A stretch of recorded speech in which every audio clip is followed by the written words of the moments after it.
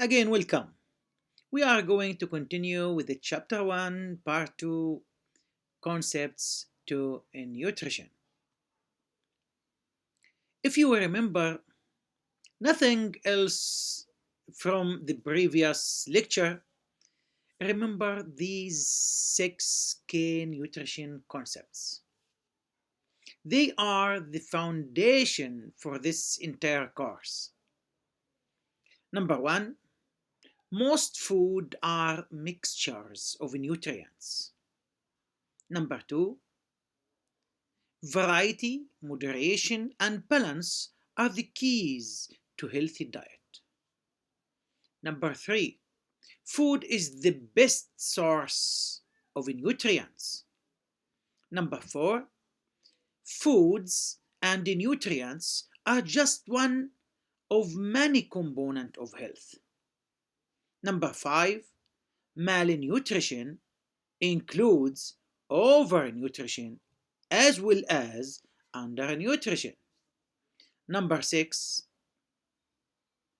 nutrition is a dynamic, constantly changing science. So let's take a closer look at the first concept. The first concept, most food are mixtures of nutrients. It's very rare to find a food that is just one nutrient. Even simple food are a complex mixtures. For example, fat-free milk is about 91% water by weight, but it's also an excellent source of protein, excellent source of carbohydrate, and several vitamins and minerals. Another example, a chocolate almond bar is approximately 44% sugar, but third of its energy is from fat. It also has a small amount of protein, vitamins, and minerals. Because the foods are complex, so we use the term nutrient dense. So, a nutrient dense food is one that supplies more key beneficial nutrients like protein, fibers, and vitamins in relation to its total calorie contents. So, think of vegetables. Think of fruits and lean meat. These are the opposite of food that provides empty calories. So this concept is closely related to energy density. So what is the energy density? Energy density or calorie density, the amount of energy by kilocalorie a food provides per given weight in grams of the food and called the unit kilocalorie per gram. So energy density is a simple ratio. It's the amount of energy in kilocalorie a food provides per given weight in grams. So because fat provide 9 kilocalorie per gram, more than double carbohydrates or protein, fatty food tend to be very energy dense. And because water provide 0 calorie per gram, watery foods like fruit and vegetables have a very low energy density. Look at the image. This image is the perfect illustration. Look at the left side. For 100 kilocalorie, you could have one chocolate glass donut, or you could eat 100 medium sized strawberries as you see in the right side. So the strawberries have a low energy density, meaning they take up a lot of space and will help you feel full of a fraction of the calories. So the donut, on the other hand, is a prime example of what we call empty calorie. Empty calories is a common term of calories that come from solid fats and added sugar. So the abbreviation is SOFAS, solid fats and added sugar. Think of candy, of snacks, chips, and sugar sweetened drinks. They provide energy, they provide calories, but little to no other nutritional value, no vitamins, no minerals, no fibers. But I want to make an important distinction. Can a food be both energy dense and nutrient dense? So the answer is yes. A perfect example is nuts. They are high in fat, so they are very energy dense, but they are also nutrient dense, packed with protein, with fiber, with vitamins, and healthy fats. So, energy dense doesn't automatically mean unhealthy.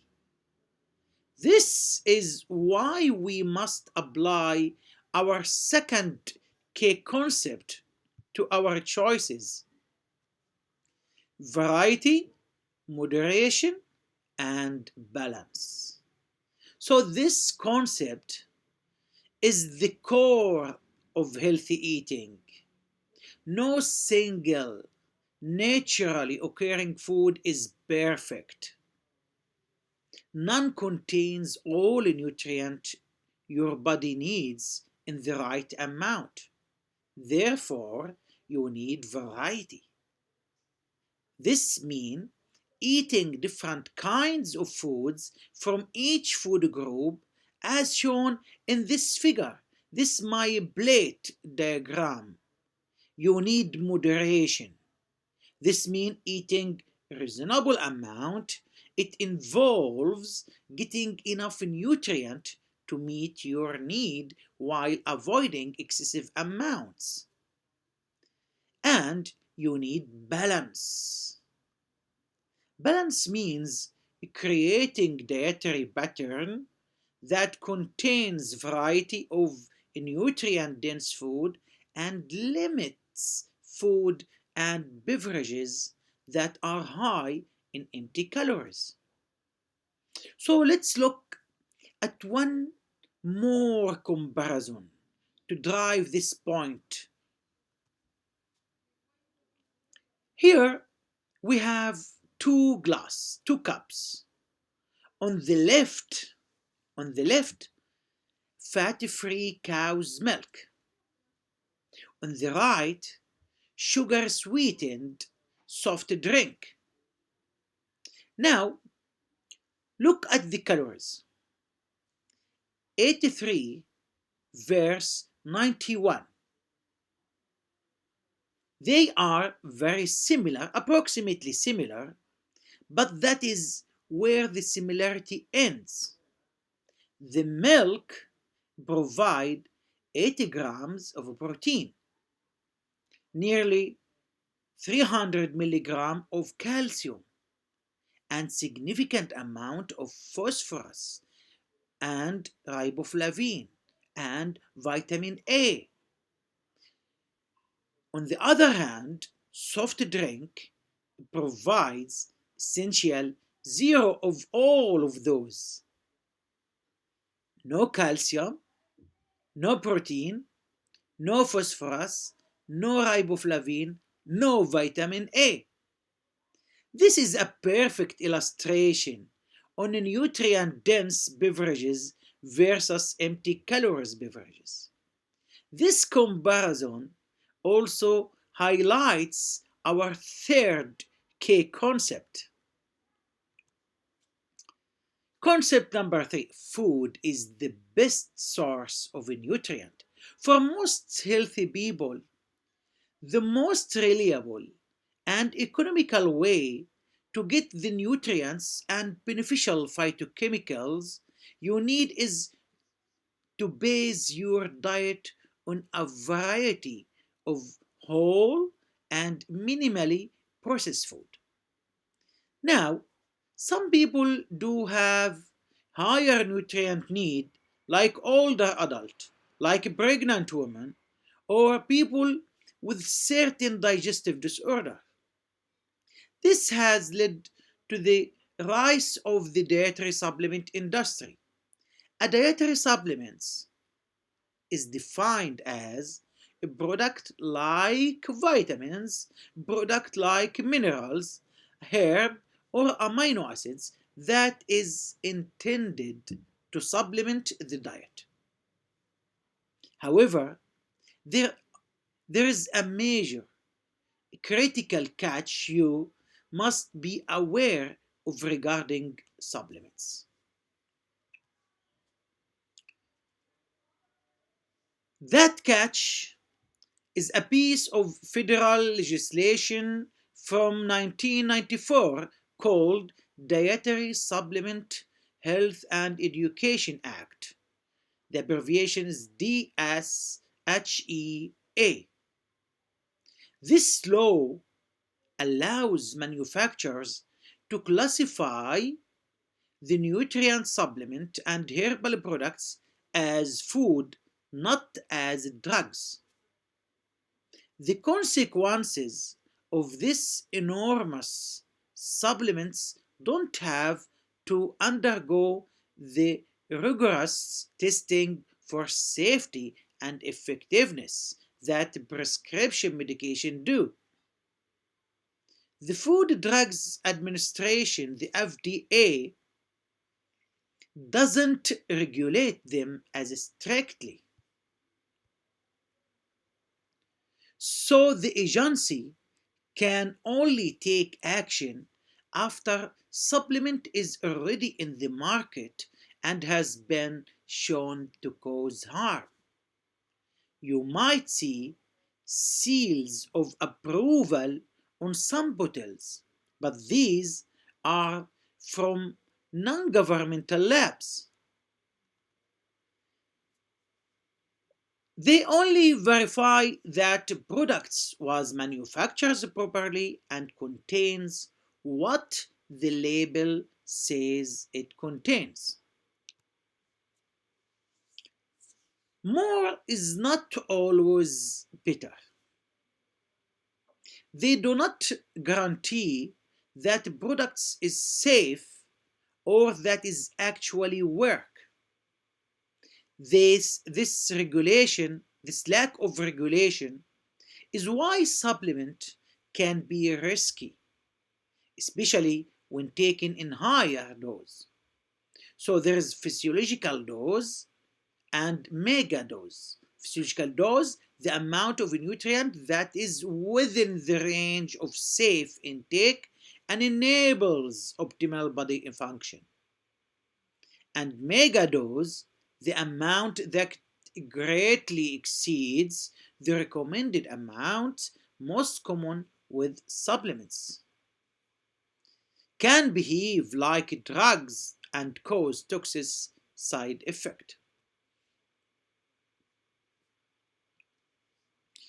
When it comes to nutrition, more is not always better. So again, more is not always better. In this diagram shows the nutrient intake for every nutrient.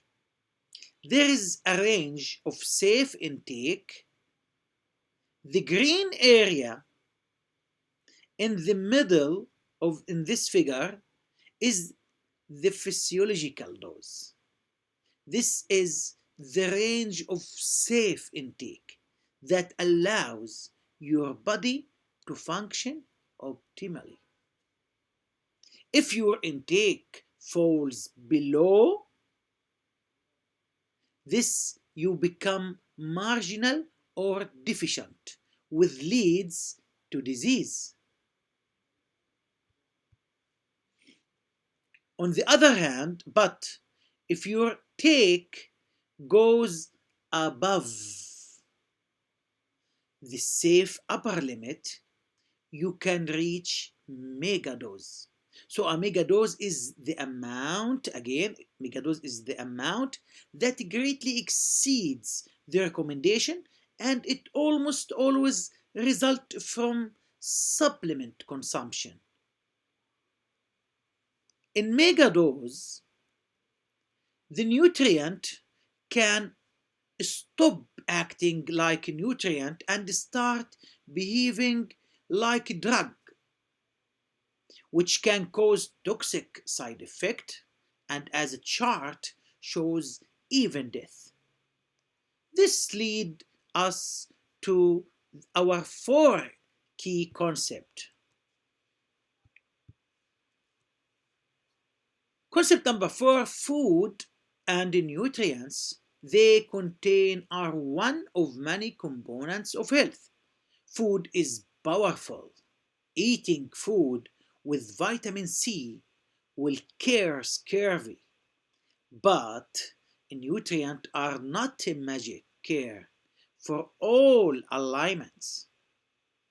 Diet is only one aspect that influence person's health alongside genetics, physical activity, sleep, and stress level. We are now seeing the rise of functional food, the products that are manufactured to provide a health benefits like calcium fortified orange juice. We also use medical nutrition therapies, which are special modified diet planned by registered dietitian to help people manage chronic conditions like diabetes, like celiac disease, like food allergies. So our fifth concept number five, is about redefining a very common word. Malnutrition includes overnutrition as well as undernutrition. So the term malnutrition, meaning bad, is a state of health that occurs when the body is improperly nourished. So most people hear this word and immediately think of undernutrition or starving or starvation. Sorry. But overnutrition, which is a long term excess consumption of energy or nutrients, is also a form of malnutrition. So, chronic overnutrition from excessive energy intake is what results in obesity. And as the caption on this slide, it is entirely possible to be both overweight and undernourished at the same time, especially if one's diet is high in empty calories and low in micronutrients. And that brings us to our final concepts and perhaps most important concepts of this chapter. Concept number six, the nutrition is a dynamic science. This is a critical idea to grasp. Nutrition is not exact science with a rigid set of rules. It's a dynamic, living science that is constantly evolving. So researchers are always exploring the complex relationships between diet and health. Because of this, nutrition information and dietary recommendation constantly change. This is not because scientists were wrong in the past, it's because new scientific evidence become available will allow us to review and refine our understanding.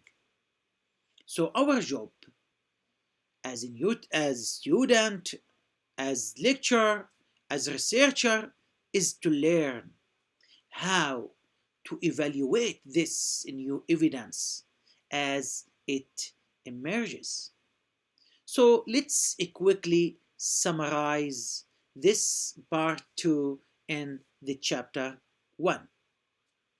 The 6K concept include food are mixtures, variety, moderation, and balance. Food is the best source. Food is one part of health. Malnutrition includes over and undernutrition, and nutrition is a dynamic science. Thank you, and see you in the next chapter, chapter 2. Goodbye.